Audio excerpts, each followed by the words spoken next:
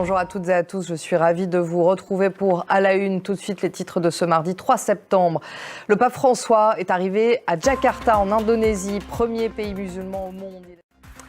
Et pendant cette heure d'information, je serai accompagnée par Julien Cheida et par Christophe Dansette. Bonjour à tous les deux.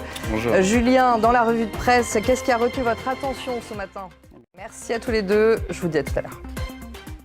Le pape François a donc débuté le plus long voyage de son pontificat, 12 jours, lors desquels il va se rendre en Indonésie.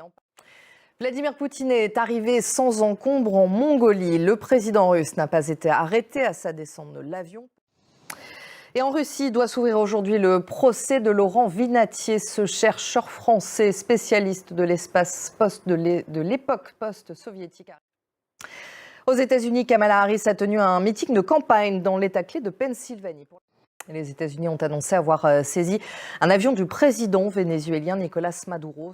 Et les tensions sont vives entre Washington et Caracas depuis plusieurs années. La dernière tension en date, Washington qui ne reconnaît pas la victoire de Nicolás Maduro lors de la présidentielle du 28 juillet. Et puis, cette information également, le candidat de l'opposition Edmundo González Urrutia qui revendique la victoire et lui visé depuis hier par un mandat d'arrêt de la justice vénézuélienne. Pierre Leduf.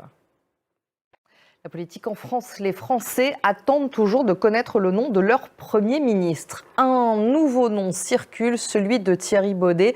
L'actuel président du Conseil économique, social et environnement, homme d'équilibre, réformateur, attaché à la participation des citoyens à la vie politique, pourrait être l'homme de la situation. Son portrait est signé Louise-Anne Nolone.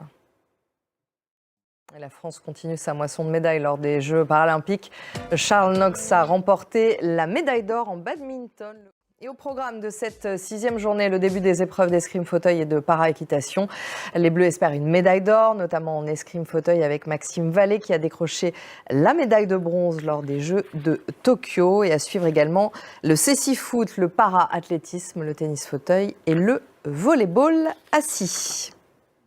7h14 à Paris, on fait un point sur les titres qui dominent l'actualité de ce mardi 3 septembre. Le pape François est arrivé à Jakarta en Indonésie. On va lire la presse dans un instant. Revue de presse signée Julien Cheida. Bonjour Julien. Bonjour Pauline. Et nous sommes le 3 septembre et la France n'a toujours pas de nouveau gouvernement. Emmanuel Macron consulte à tout va et la presse rivalise d'imagination pour cacher son désarroi. Avec une question très simple Pauline, mais que mijote Emmanuel Macron ?